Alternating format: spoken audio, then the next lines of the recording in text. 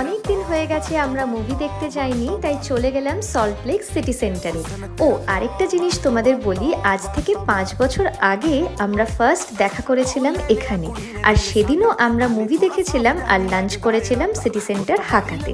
সেই জন্য আজও আমরা প্ল্যান করলাম লাঞ্চ হাকাতেই করব। এখন বুফেটা আরও ভালো হয়ে গেছে অ্যান্ড ভিতরের ইন্টিরিয়ারটা আগের থেকে খুব সুন্দর করেছে। আমরা চাইনিজে নিয়েছিলাম আর সাথে সেই প্রথম দিনের কথাগুলো মনে পড়ে যাচ্ছিল, আর অনেক গল্প করলাম আমরা খেতে খেতে। এখানে ডেজার্টের অপশনস অনেক ছিল, কিন্তু আমি যখন দেখলাম ক্যারামেল কাস্টার্ড অ্যাভেলেবল, ব্যাস লোভ সামলাতে না পেরে খেয়ে ফেললাম 5টা কাস্টার্ড। দারুণ ছিল খেতে। হাকা থেকে বেরিয়েই চলে গেলাম মুভি হলের দিকে। আমরা দেখেছিলাম ব্যাড নিউজ। মুভিটা যতটা হাইট আমার ঠিকঠাক লেগেছে, কিছু ভালো কমেডি সিনস আছে আর সত্যি গানগুলো বেশ ভালো।